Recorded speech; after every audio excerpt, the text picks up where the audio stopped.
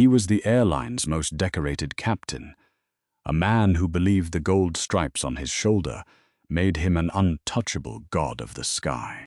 But when Captain Casey Brooks deliberately turned his back on a quiet black woman boarding his first-class cabin, he had no idea he was sealing his own fate.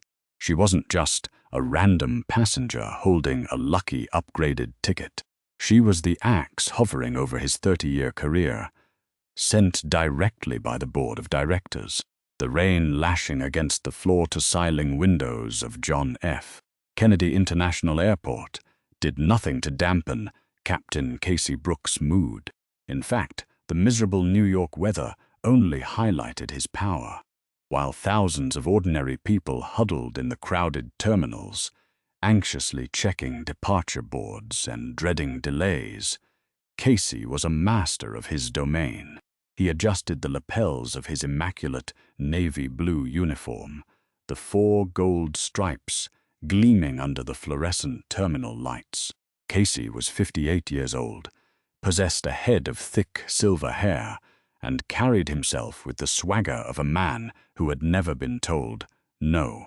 He flew the flagship route for Meridian Airlines, JFK to London Heathrow, a route reserved exclusively for the company's elite aviators. Casey had over 20,000 flight hours. He knew every bolt on the Boeing 777. Unfortunately, his exceptional technical skills were entirely eclipsed by his colossal ego. "Weather is clearing up over the Atlantic, Captain," said First Officer Liam Foster, a 28-year-old pilot, who still had the eager, slightly terrified look of a rookie. Liam was frantically swiping through the weather reports on his company-issued tablet, trailing half a step behind Casey as they walked toward Gate B-24. "I don't need a tablet to tell me what the jet stream is doing, Liam," Casey replied, his voice dripping with practiced condescension. "I've been flying this route since you were playing with plastic airplanes in a sandbox. Just make sure the walk-around is done properly. Last time you missed the hydraulic fluid on the main gear." "That wasn't me, sir, that was—" "I don't care who it was. Just do it," Casey snapped, not even bothering to look at the younger man. Waiting for them at the gate was Amanda Higgins, the chief purser. Amanda was a seasoned professional in her mid-40s, known for her flawless customer service and her ability to de-escalate any situation. But even Amanda felt a knot tighten in her stomach whenever she saw Captain Brooks on the crew roster. Casey was notoriously difficult. He demanded absolute perfection from the cabin crew, but his definition of perfection was highly subjective and heavily biased. He played favorites, openly flattered the wealthy, white corporate executives in first class, and treated the flight attendants like personal servants. "Good evening, Captain," Amanda said, offering a tight, professional smile as Casey and Liam approached the boarding desk. "Amanda," Casey acknowledged her with a curt nod. "I expect a smooth service tonight. We have a full house in first class. Bradley Henderson is in 1A. He's the CEO of Omnicorp. I want his glass full before he even realizes he's thirsty." "Understood. Of course, Captain. The catering is fully loaded, and the cabin is prepped." "Good," Casey said, scanning the gate area. "Let's get this tin can in the air. I have a golf tee time in Surrey tomorrow afternoon, and I won't be late because some gate agent couldn't scan boarding passes fast enough." Casey strode down the jet bridge, his polished black shoes clicking sharply against the metal floor. He entered the aircraft, immediately taking in the scent of sanitized upholstery and fresh coffee. This was his kingdom, and in his kingdom he made the rules. He dropped his flight bag in the cockpit and stepped back out into the galley, leaning casually against the bulkhead. It was a habit of his, standing by the main cabin door during boarding. Officially, it was to welcome the passengers. Unofficially, it was Casey's way of assessing the cabin, deciding who was worth his time and who wasn't. Boarding commenced with the familiar chime over the public address system. The gate agents called for passengers requiring extra assistance, followed closely by the first-class cabin. Casey stood tall, putting on his best megawatt smile. The first passenger through the door was indeed Bradley Henderson, a loud, red-faced billionaire who practically lived on Meridian Airlines flights. "Brad, good to see you again," Casey boomed, extending a hand. "Mitch, you old dog." Bradley laughed, shaking the captain's hand vigorously. "They got you flying the red-eye again. Only the best for Meridian's top clients," Casey charmed. "Amanda will take excellent care of you. We'll have you in London before you know it." As Bradley shuffled to his luxurious pod in seat 1A, the next few passengers boarded. Casey greeted a famous news anchor and a prominent European diplomat, exchanging pleasantries and exuding professionalism. Then Josephine Wright stepped onto the plane. Josephine was a black woman in her early 50s. She did not wear designer labels plastered with logos, nor did she carry a flashy designer handbag. She wore a beautifully tailored, understated navy pantsuit, a crisp white blouse, and carried a simple worn leather briefcase. Her expression was calm, observant, and entirely unbothered. There was a quiet dignity about her, a silent authority that demanded respect from anyone paying attention. Casey Brooks, however, was not paying attention. Or rather, he was selectively paying attention. As Josephine approached the threshold of the aircraft door, holding her first-class boarding pass, Casey's eyes swept over her. His smile instantly vanished. The warmth he had shown the previous passengers evaporated, replaced by a cold, dismissive indifference. Without a word, Casey abruptly turned his shoulder to her, blocking half the aisle, and leaned into the galley to speak to Amanda. "Amanda, make sure the thermostat in the cockpit is adjusted." "It was freezing on the inbound flight," he demanded, his back completely turned to Josephine. Josephine paused. She was close enough to touch him. She waited for a second, expecting the captain to move or acknowledge her presence. He did neither. "Excuse me, Captain," Josephine said, her voice smooth, steady, and polite. Casey slowly turned his head, looking at her from the corner of his eye. He didn't smile. He didn't offer a greeting. He simply looked at her briefcase, then at her face, his expression conveying a clear, unmistakable message. "You are in my way." "The economy cabin is toward the back, ma'am," Casey said flatly, his tone devoid of any hospitality. Amanda's eyes widened in horror. She immediately stepped forward. "Captain, this passenger is—" "I know where I am seated, Captain," Josephine interrupted softly, holding up her boarding pass so the large first-class 2A was clearly visible. Casey's jaw tightened. He didn't apologize. He didn't back down. Instead, he let out a short, cynical breath that sounded suspiciously like a scoff. "Right, the points upgrades. Well, don't block the aisle. Other people are trying to board." He stepped aside, just barely, forcing Josephine to turn sideways to slip past him. Josephine didn't argue. She didn't cause a scene. She simply looked Casey directly in the eyes. For a fraction of a second, Casey felt a strange prickle on the back of his neck. The woman's eyes were entirely devoid of intimidation. They were analyzing him. But the captain's ego quickly buried the sensation. He turned away, immediately flashing his brilliant smile at the next passenger, a white corporate lawyer from Manhattan. "Welcome aboard, sir. Great to have you with us," Casey cheered. From the galley, Amanda watched the entire exchange, her heart pounding. She quickly grabbed a tray of pre-departure champagne and orange juice, hurrying into the first-class cabin. She found Josephine settling into seat 2A, directly behind Bradley Henderson. "Good evening, Ms. Wright." "Welcome aboard," Amanda said warmly, trying to overcompensate for the captain's blatant disrespect. "May I offer you a beverage before takeoff? We have champagne, or perhaps some sparkling water." "Just still water with lemon, please, Amanda." "Thank you," Josephine said, offering a genuine, warm smile. She placed her leather briefcase on the ottoman and opened it, pulling out a thick, leather-bound notebook and a silver fountain pen.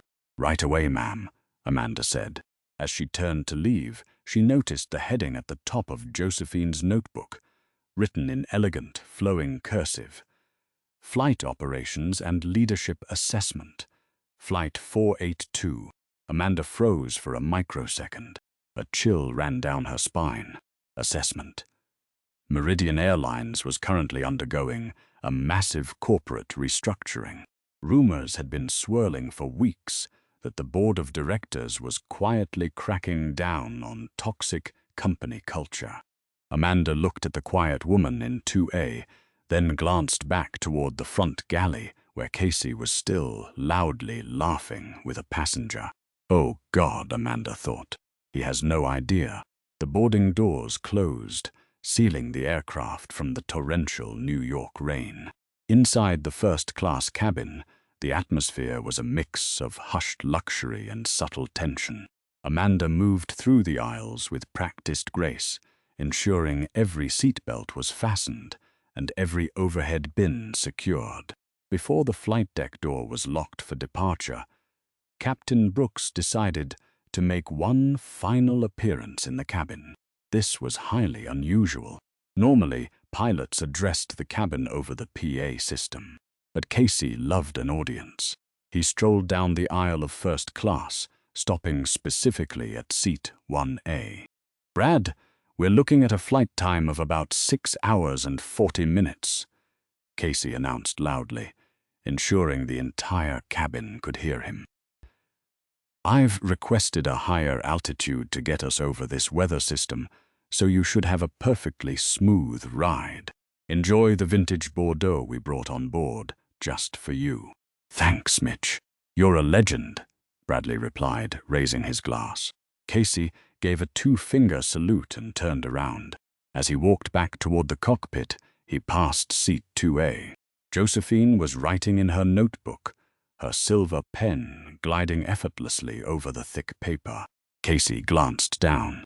He couldn't read the words, but the sight of a passenger, specifically this passenger, ignoring his grand presence, irritated him. At that exact moment, Liam, the first officer, stepped out of the cockpit to hand Amanda the finalized cargo manifest. "Liam," Casey barked, his voice echoing in the quiet cabin. "Tell ground control we are ready for pushback. And tell catering that if they ever load the forward galley with this much ice again, I'll have their jobs. It's taking up space for the premium wine." Amanda, who was standing near Josephine's seat, accidentally bumped her hip against the side of the aisle cart due to Casey's sudden, loud demand. A few drops of water spilled from a pitcher, landing precisely on the carpet next to Josephine's leather briefcase. "Oh, I am so sorry, miss." "Right," Amanda gasped, immediately reaching into her apron for a cloth. Casey stopped dead in his tracks. Instead of ignoring the minor mishap, he seized the opportunity to assert his dominance. "Amanda, for God's sake," Casey snapped, his voice sharp and utterly humiliating. "Are you a chief purser or a clumsy waitress at a diner? We have VIPs on this aircraft paying $10,000 a ticket. Try to act like it. Clean that up immediately and get out of the aisle." The cabin fell dead silent. Even Bradley Henderson stopped drinking his champagne, looking slightly uncomfortable. To berate a senior crew member so viciously in front of passengers was a massive violation of airline protocol, not to mention basic human decency. Amanda's face flushed a deep, bright red. She swallowed hard, blinking back the immediate sting of tears. "Yes, Captain, I apologize." Casey scoffed, a sound filled with utter contempt, and spun on his heel, marching into the cockpit and slamming the heavy reinforced door behind him. Josephine Wright had stopped writing. She looked down at the tiny drops of water on the carpet, then up at Amanda, who was shaking slightly as she wiped the floor. Josephine reached out, gently placing a hand on Amanda's wrist. "It's perfectly fine, Amanda," Josephine said, her voice a calm anchor in the suddenly tense cabin. "You have nothing to apologize for. He, on the other hand, has a great deal to answer for." Amanda looked up, surprised by the fierce, protective tone in the woman's voice. "I'm sorry you had to hear that, ma'am. He's just under a lot of pressure. A captain's pressure is tested by how he treats his crew, not how loudly he yells," Josephine stated matter-of-factly. She withdrew her hand, picked up her fountain pen, and looked directly at the locked cockpit door. Amanda watched as Josephine turned to a fresh page in her leather-bound notebook. In bold, dark ink, Josephine wrote, "Incident 1. Unprovoked public humiliation of Chief Purser. Clear violation of crew resource management protocols. Hostile work environment established before pushback."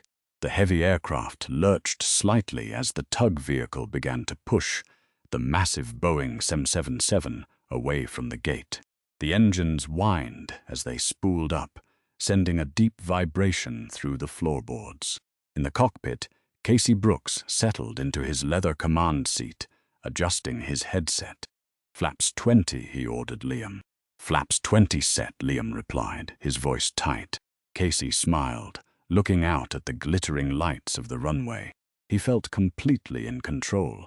He was the king of the sky, the untouchable veteran of Meridian Airlines.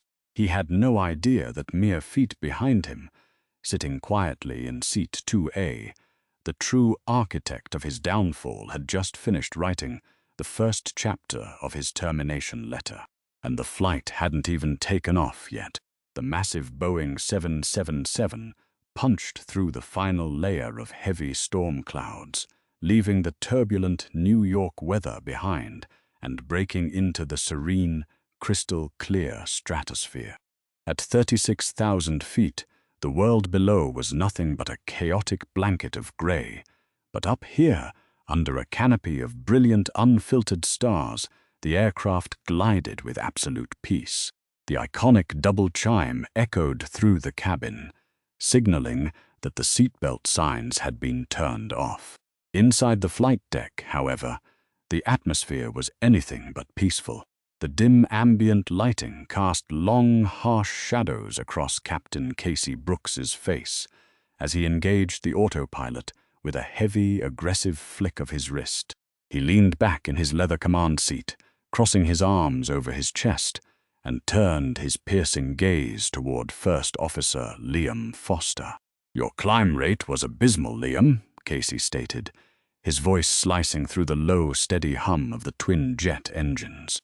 "You were chasing the airspeed indicator instead of flying the airplane by feel." The passengers in the back were probably feeling like they were on a roller coaster. "When are you going to learn that automation doesn't replace basic airmanship?" Liam kept his eyes glued to the primary flight display, his jaw muscles visibly clenching. He had executed the climb flawlessly, adhering strictly to the noise abatement procedures required out of JFK and balancing the severe crosswinds with textbook precision. The flight data recorder would back him up entirely, but Liam also knew that arguing with Casey Brooks was a surefire way to get a devastating review in his permanent file. Meridian Airlines operated on a strict hierarchy, and Casey was a master at using that structure to crush anyone who dared to question him. "Understood, Captain," Liam replied tightly, swallowing his pride for the 100th time that month. "I will adjust my pitch targets on the next departure." "See that you do," Casey sneered, unbuckling his 5-point harness. "I'm going to stretch my legs. Monitor the radios, maintain flight level 360, and for God's sake, don't touch the FMC unless I explicitly tell you to. I don't need you inputting a wrong waypoint and sending us into restricted airspace while I'm trying to get a cup of coffee." Without waiting for a response, Casey opened the reinforced cockpit door and stepped out into the forward galley. The sudden influx of light from the first-class cabin made him squint. He found Chief Purser Amanda Higgins and a junior flight attendant named Rebecca meticulously preparing the first dinner service. Fine china clinked softly, and the rich aroma of roasted garlic and seared beef filled the small metallic space. "Amanda!" Casey barked, leaning heavily against the stainless steel counter, completely invading Rebecca's workspace. "Tell me you saved a first-class meal for me. I am not eating that rubbery chicken they load for the crew. I want the filet mignon, medium rare." Amanda paused, holding a pair of silver tongs mid-air. "Captain, catering only boarded exactly 12 fillets for the 12 passengers in first class. Every seat is taken. We don't have a spare." Casey's eyes narrowed, his sense of entitlement instantly bruised. He looked past Amanda, peering through the privacy curtain into the dimly lit cabin. His eyes scanned the manifest clipped to the galley wall. "Seat 4B, the kid in the hoodie. Harrison is his name. Looks like he's barely out of college. Probably upgraded with his daddy's frequent flyer miles. Give him the crew chicken and give me his filet." Rebecca, the junior flight attendant, looked horrified. "Captain Brooks, we can't do that. Mr. Harrison pre-ordered the filet weeks ago.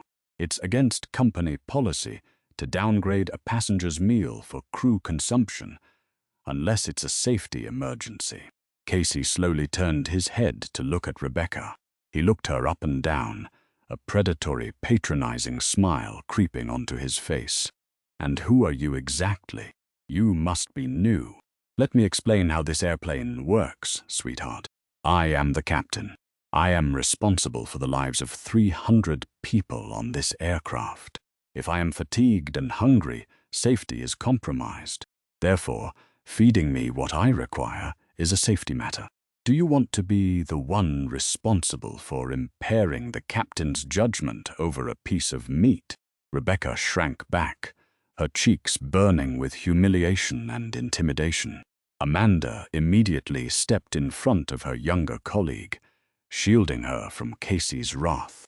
"I will handle it, Captain," Amanda said, her voice tight but professional. "I will speak to Mr. Harrison and offer him a substantial compensation voucher in exchange for his meal. I don't care how you do it, just plate it up and bring it to me in the cabin. I'll be speaking with Bradley." Casey dismissed them with a wave of his hand and pushed his way through the curtain into the main aisle. In seat 2A, Josephine Wright had not missed a single word of the exchange. The forward galley curtain was pulled slightly ajar, and Casey's booming voice carried perfectly over the ambient cabin noise. Josephine sat quietly, the soft glow of her personal reading light illuminating the pages of her leather-bound notebook. She had already documented the incident with Liam in the cockpit. She had the authority to pull the cockpit voice recordings later to verify the exact wording. And now she meticulously transcribed Casey's bullying of the cabin crew and his blatant theft of a passenger's meal. Incident 2, she wrote in her elegant, flowing script. Captain Brooks actively coerced junior cabin crew into violating service protocols, utilizing intimidation tactics and weaponizing safety as a false pretext to secure personal luxuries. Displays severe narcissistic traits and total disregard for customer experience. Casey strolled down the aisle, completely oblivious to the silent judgment being rendered just inches away from him. He stopped at seat 1A, leaning over the privacy partition to clap Bradley Henderson on the shoulder. "How's the vintage Bordeaux treating you, Brad?" Casey asked loudly. "Liquid gold, Mitch," the CEO laughed, swirling the dark red liquid in his crystal glass. "You know, flying commercial is usually a nightmare, but you always make it feel like a private jet." "That's because I run this ship the old-fashioned way," Casey boasted, leaning against the overhead bin. "None of this modern, corporate-mandated, politically correct nonsense. The board of directors at Meridian, they're a bunch of spineless pencil pushers in cheap suits. They sit in their glass offices in Chicago, writing memos about inclusivity and crew feelings, but they have no idea what it takes to actually command a $70 million machine over the Atlantic at 3 in the morning. They need guys like me, untouchable. Josephine's pen paused on the paper. Untouchable. She underlined the word twice. They're trying to push guys like us out, Mitch, Bradley agreed, taking a large gulp of his wine. They want cheap labor, robots who just read checklists. Let them try, Casey sneered confidently. I bring in the highest customer satisfaction ratings from the high net worth clients. The board wouldn't dare touch me. I am this airline. Casey turned his head, his gaze accidentally falling on seat 2A. Josephine was looking directly at him. She didn't look away when he caught her eye. Instead, her gaze held a terrifying, calm intensity. The reading light reflected off the silver clip of her fountain pen. Casey felt that same inexplicable prickle on the back of his neck, a primal instinct warning him of a predator. But his arrogance quickly smothered it. He decided to put this economy-class interloper in her place. "Is there a problem, ma'am?" Casey asked, stepping away from Bradley and towering over Josephine's seat. He looked at her notebook with blatant disdain. "You've been scribbling in that thing since we pushed back. Writing a novel, or just filing a complaint because I didn't roll out the red carpet for you." At the boarding door, Josephine closed the notebook slowly. The heavy leather cover made a soft, definitive thud. She looked up at Casey, her expression placid, her voice perfectly modulated so that only he and Bradley could hear. "I am writing a detailed evaluation, Captain Brooks," Josephine said softly. "An evaluation?" Casey laughed, a harsh, grating sound. "Of what? The thread count of the blankets? Listen to me very carefully. I don't care how many miles you saved up to sit in that seat. On this aircraft, you are a guest in my house. You do not evaluate me. I suggest you put the notebook away, enjoy the free champagne, and try not to bother my crew. They have actual VIPs to attend to." Josephine did not flinch. She simply offered a faint, almost pitying smile. "A true leader, Captain Brooks, recognizes that the most critical evaluations rarely come from those wearing gold stripes, but rather from those observing how those stripes are worn. I assure you, my notes are quite comprehensive." Casey scoffed, dismissing her entirely. "Right, whatever you say, lady." He turned his back on her once again, just as Amanda appeared with a silver tray bearing a perfectly cooked filet mignon, stolen from a young man in row 4. Casey took the plate without a word of thanks, walking back to the cockpit to eat in his leather throne, thoroughly convinced he had won the interaction. He had absolutely no idea that Josephine Wright was not a passenger who upgraded with miles.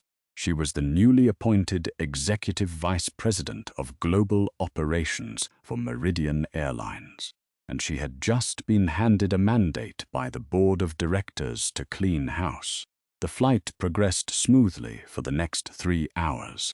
The cabin lights were dimmed to a deep, soothing blue, allowing the first-class passengers to recline their lie-flat pods and drift into sleep. Only a few reading lights pierced the darkness. In seat 2A, Josephine remained awake, her notebook open, reviewing Meridian Airlines' Standard Operating Procedures Manual on her secure company tablet. She was waiting to see how Casey handled the inevitable fatigue that came with long-haul flying. In the cockpit, the atmosphere had grown suffocatingly tense.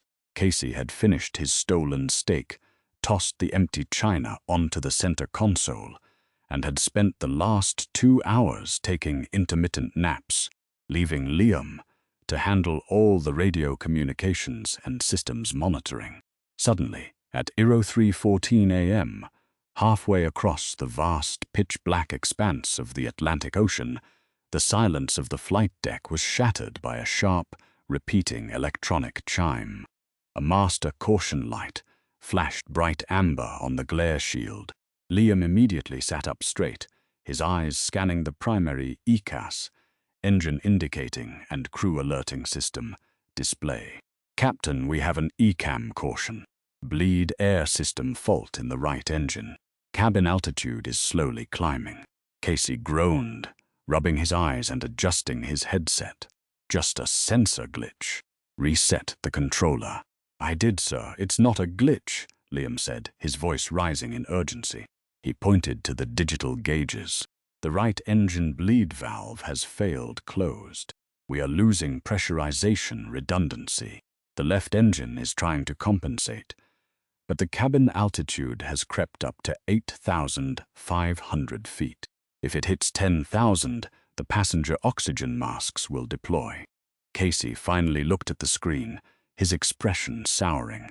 If the masks deployed, it would mean a mandatory emergency descent, an automatic investigation by the FAA, a mountain of paperwork, and worst of all, an immediate diversion to the nearest suitable airport, which, at their current coordinates, was Gander, Newfoundland, a freezing remote outpost in Canada. It would mean delaying the flight by 12 hours. It would mean he would absolutely miss his prestigious golf tee time in Surrey. It's fine, Casey said gruffly, overriding Liam's hand on the control panel. Manually cross-feed the bleed air from the APU auxiliary power unit. We'll keep her at 36,000 feet. I am not diverting to Canada because of a sticky valve. Liam looked at the captain in disbelief. Sir, the quick reference handbook explicitly states that in the event of a primary bleed failure over the ocean, we must descend to flight level 240-24 Zeusen feet to reduce the pressure differential and stress on the remaining system.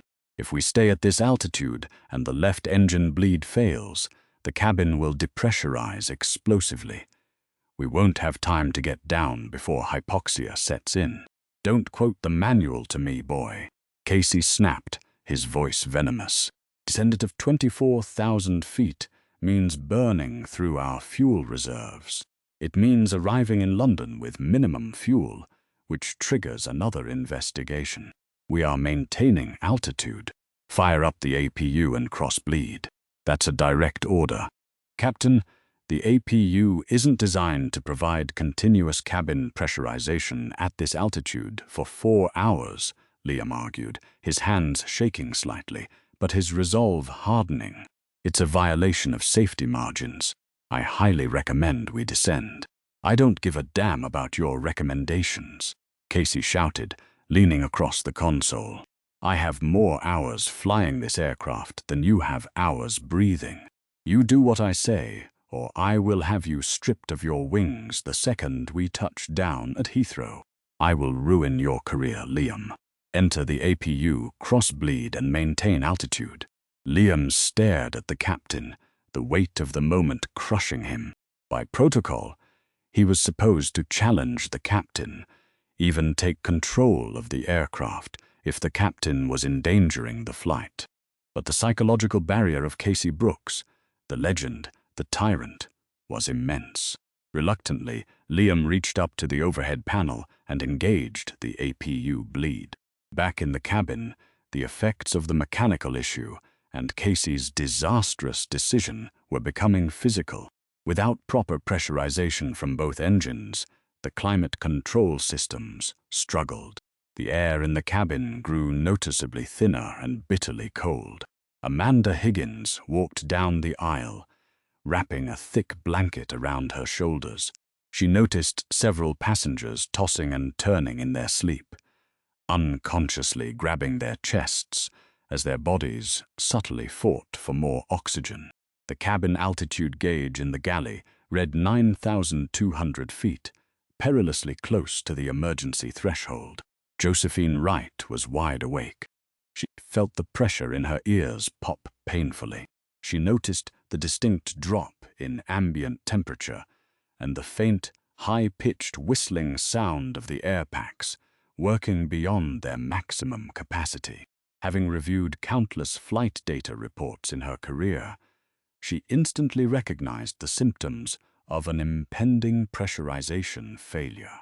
She pressed the call button. Amanda hurried over, looking pale and deeply concerned. "Yes, Miss Wright? Are you feeling all right? It's gotten quite cold." "Amanda," Josephine said quietly, her tone stripped of any passenger pleasantries. It was the commanding voice of an executive. "What is the cabin altitude reading on your galley panel?" Amanda blinked, shocked by the technical question. It's just over 9,000 feet, ma'am." "I was just about to call the flight deck to ask them to adjust the temperature." "Do not ask them to adjust the temperature," Josephine instructed firmly. "Ask the first officer what the ICAS status is on the bleed air systems, and ask them why they have not initiated a standard step-down descent to 24,000 feet. Amanda stared at the woman in seat 2A. Nobody knew those terms unless they were crew, engineering, or top-level management. "Ma'am, who are you?" "Just make the call, Amanda. Your safety, and the safety of everyone on this aircraft, is currently being compromised by the ego of the man in the left seat. Call the cockpit." Amanda practically ran to the galley interphone. She punched the button for the flight deck. "Captain, it's Amanda. The cabin is freezing, and several passengers are showing signs of mild hypoxia. The cabin altitude is climbing. Are we planning a descent?" Casey snatched the radio from Liam. "Amanda, stop bothering us with cabin complaints. Tell them to put on a sweater. We are maintaining altitude. Do not call this flight deck again unless the plane is on fire. Out." He slammed the receiver down. Amanda returned to the aisle, her hands trembling. Josephine didn't need to ask what the captain had said. She had seen Amanda's face drain of color. Josephine unbuckled her seatbelt. She stood up, smoothing the wrinkles from her navy pantsuit. She picked up her leather notebook and walked directly into the forward galley, standing right in front of the reinforced cockpit door. "Amanda," Josephine said, her voice carrying a terrifyingly calm authority, "unlock the galley security latch. I want to speak to the captain." "Ma'am, I can't do that. It's a federal offense for a passenger to approach the cockpit door during flight." Amanda whispered frantically. "I am not a passenger, Amanda," Josephine said. She reached into the inner pocket of her blazer and pulled out a heavy platinum-plated ID badge on a Meridian Airlines lanyard. It bore her photo and her title, Executive Vice President, Global Operations and Crew Resource Management, Board of Directors. Amanda gasped, covering her mouth with her hands. The rumors were true. The board had sent a ghost rider. "Unlock the latch," Josephine repeated. At that exact moment, the cockpit door clicked and swung open. Casey Brooks stepped out, looking furious, holding his empty coffee cup. He practically collided with Josephine. "What the hell are you doing out of your seat?" Casey roared, instantly losing his temper at the sight of the woman he had dismissed earlier. "Are you out of your mind? I will have you restrained in your seat with zip ties and arrested by armed police the second the wheels touch the tarmac in London. Get back to your seat immediately." Josephine did not step back. She did not flinch at his yelling. She stood her ground, a few inches shorter than the towering pilot, but projecting an aura of absolute dominance that finally made Casey hesitate. "You will not be having anyone arrested, Captain Brooks," Josephine said, her voice like cracking ice. "However, you will be answering for a series of gross derelictions of duty. Who the hell do you think you are?" Casey spat, pointing a thick finger in her face.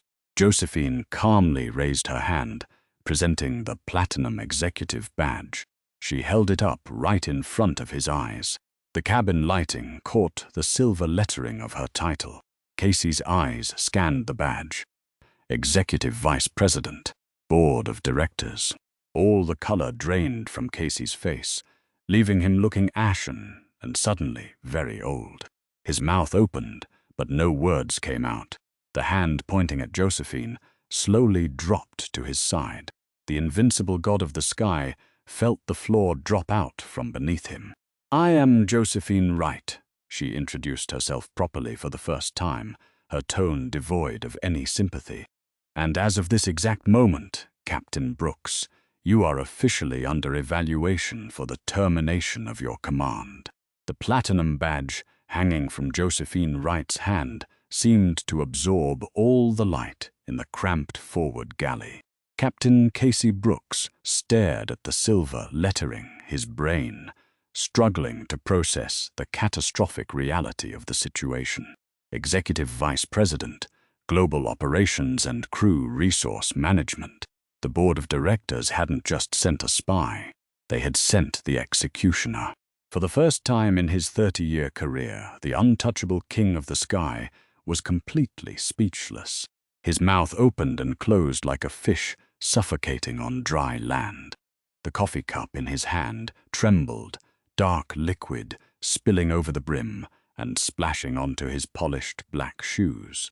He looked from the badge to Josephine's calm, unyielding face, desperately searching for a punchline to a terrible joke. There was none. Her eyes were as cold and unforgiving as the Atlantic Ocean, 36,000 feet below them. "Mrs. Wright," Casey stammered, his booming, arrogant voice suddenly reduced to a weak, gravelly whisper. The transformation was pathetic. The swaggering bully who had berated a junior flight attendant over a piece of steak was gone, replaced by a terrified man realizing his entire identity was evaporating. "I had no idea you were on board. If I had known, I would have." "You would have what, Captain?" Josephine interrupted, her voice slicing through his excuses with surgical precision. She didn't raise her voice. She didn't need to.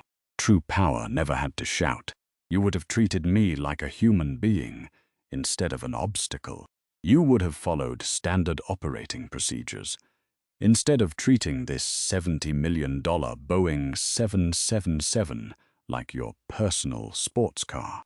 The fact that you would only perform your duties correctly for an executive is exactly why I am here." Casey took a step back, hitting the bulkhead. He looked wildly around the galley.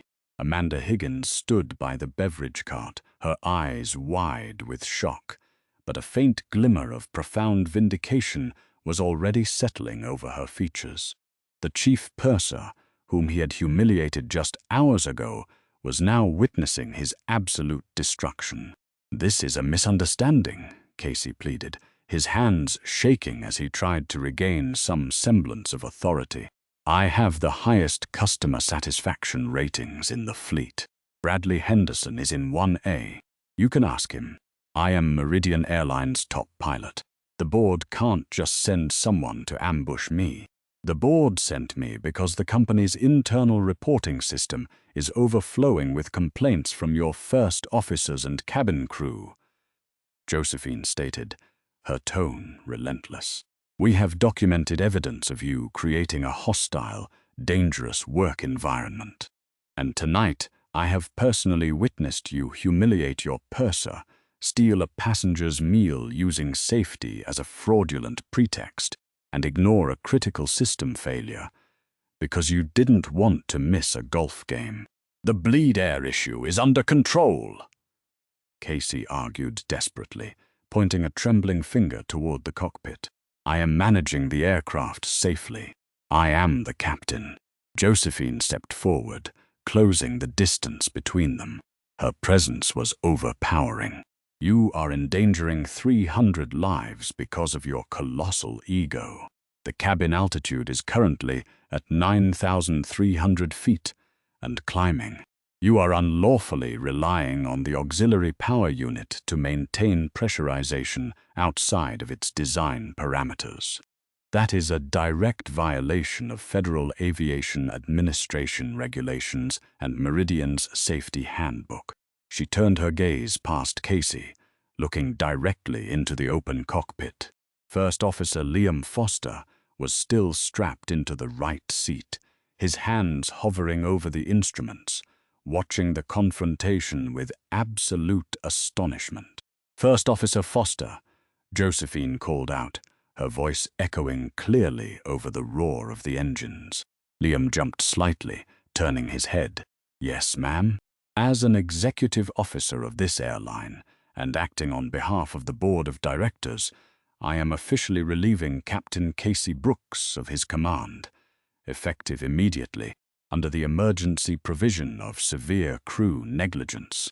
Josephine's words were heavy, definitive, and legally binding. Casey gasped, his face turning a dangerous shade of purple. You can't do that. I have command authority. I am the pilot in command. You were the pilot in command, Josephine corrected coldly. You are now a liability. Step out of that doorway, Mr. Brooks. I will not surrender my aircraft. Casey roared, a final desperate surge of narcissistic rage flaring up. He moved to step back into the flight deck, his large frame blocking the entrance. Liam, close the door. That is a direct order. We are finishing this flight. Liam stared at the man who had tormented him for months. He looked at Casey's panicked, red face, and then he looked at the amber warning lights flashing on the master caution panel. The cabin altitude was creeping dangerously close to the 10,000-foot threshold. The oxygen masks were minutes away from dropping. If they dropped, the panic in the cabin would be catastrophic. Liam took a deep breath. The psychological hold Casey had over him snapped. Negative, Captain, Liam said firmly, his voice steady and resolute for the first time all night. He reached over to the left side of the center console and firmly flipped the command switch to the first officer's side. I am assuming control of the aircraft. I have control. Casey's eyes widened in sheer disbelief. Liam, you insolent little. Captain Brooks, step out of the flight deck, Liam ordered, his tone authoritative.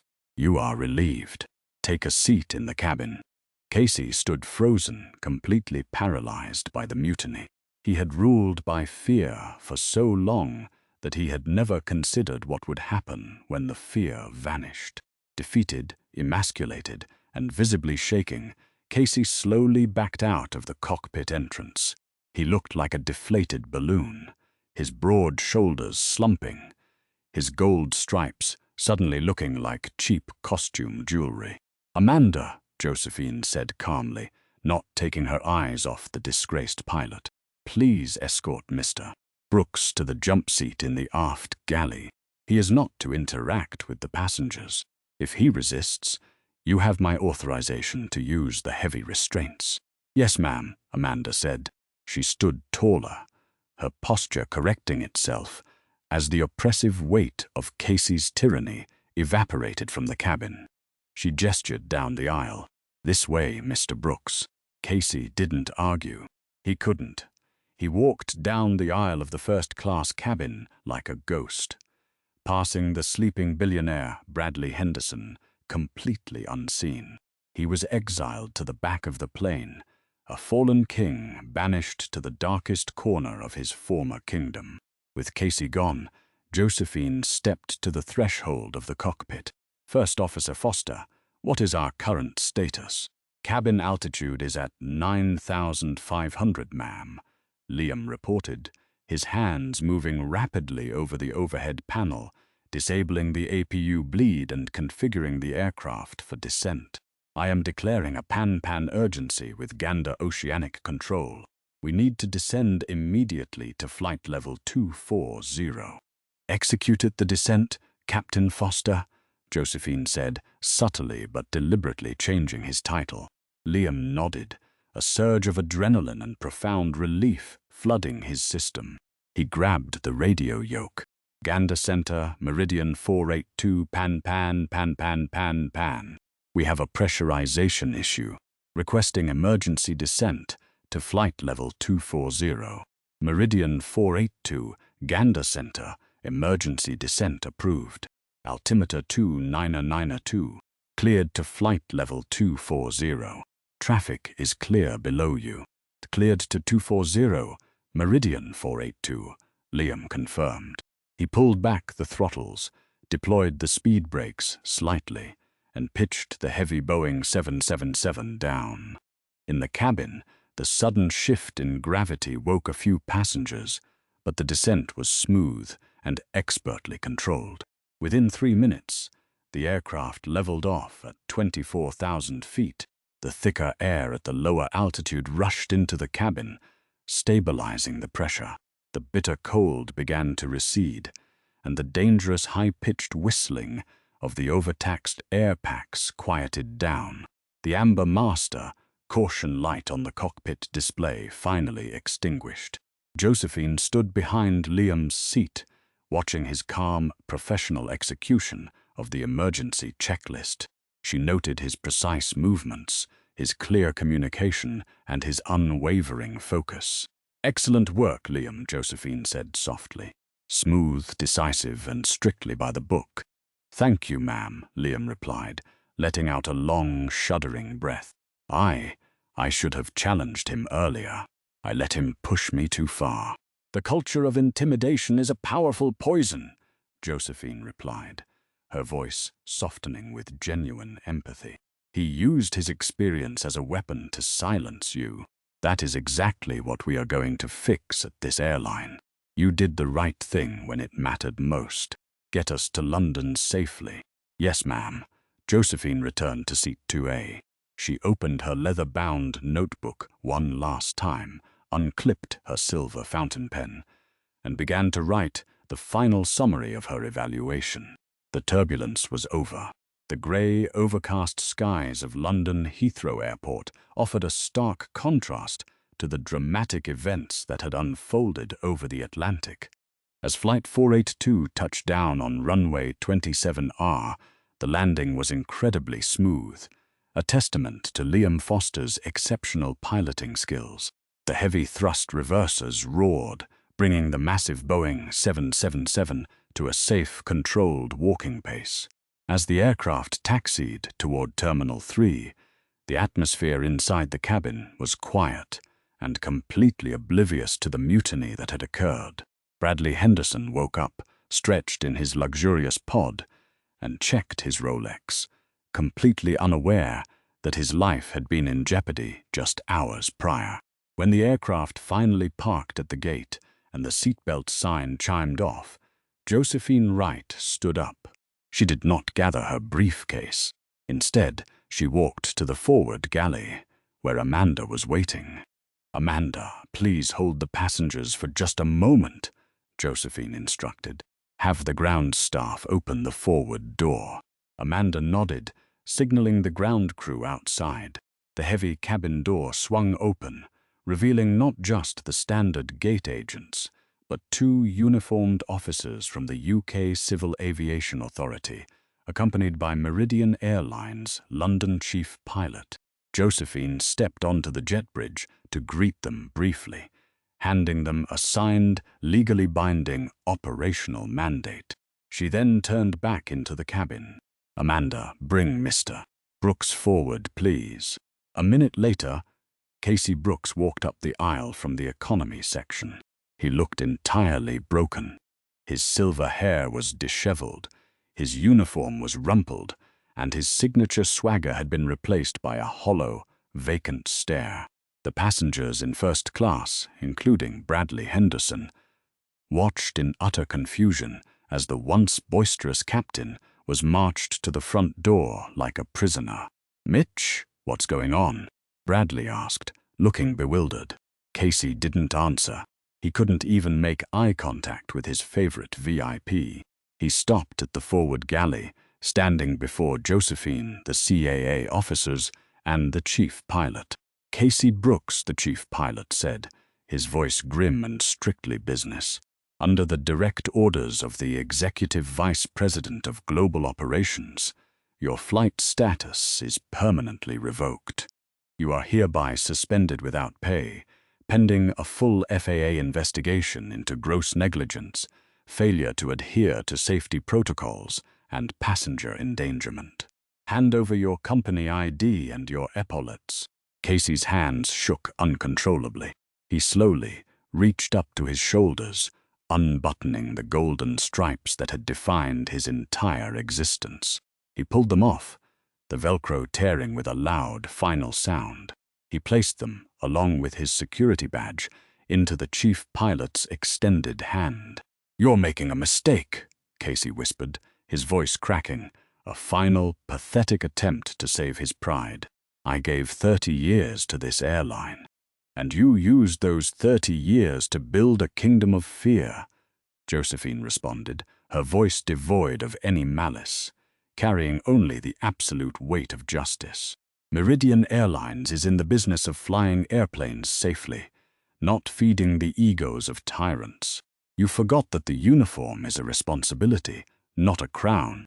You are dismissed." Casey Brooks, stripped of his authority, his dignity, and his career, turned and walked slowly down the jet bridge, escorted by the authorities. He disappeared into the terminal, entirely forgotten by the time the first passenger disembarked. Josephine waited until the aircraft was completely empty. The catering crew began boarding, and the cleaning staff moved through the aisles. She walked into the flight deck, where Liam was finishing the post-flight paperwork. Amanda stood by the doorway. "First Officer Foster, Chief Purser Higgins," Josephine said, her tone shifting from corporate executioner to genuine leader. She smiled, a warm, reassuring expression that instantly put them at ease. "I want to personally thank you both for your exceptional professionalism under extraordinary duress." "Thank you, Miss." "Right," Amanda said, wiping a stray tear of relief from her cheek. I don't know what to say. It's been a nightmare flying with him." "The nightmare is over," Josephine promised. She looked at Liam. "Captain Foster, there will be a formal review, of course, but based on my personal evaluation, I will be strongly recommending you for immediate upgrade training to the left seat. You proved today that you have the temperament, the skill, and most importantly, the courage to be a true captain." Liam was speechless. A bright, genuine smile broke across his face. "Thank you. Thank you so much, ma'am. I won't let you down." "I know you won't," Josephine said softly. She picked up her worn leather briefcase from seat 2A. "True leadership is about lifting your crew up, not holding them down. Never forget what you learned tonight." With a final nod, Josephine Wright turned and walked off the aircraft. She disappeared into the bustling London terminal, a quiet, unassuming woman in a navy pantsuit who had just single-handedly restored the integrity of the sky, proving that true power doesn't need to shout to be heard. If you found yourself on the edge of your seat during this unbelievable true-to-life aviation drama, make sure to hit that like button. We bring you the most thrilling, dramatic, and satisfying stories of justice and redemption every single week. Don't forget to share this video with your friends, family, and anyone who loves a good story about karma catching up with the arrogant. Subscribe to our channel and ring the notification bell so you never miss out on our upcoming content. Leave a comment below. What would you have done if you were the first officer? See you next time.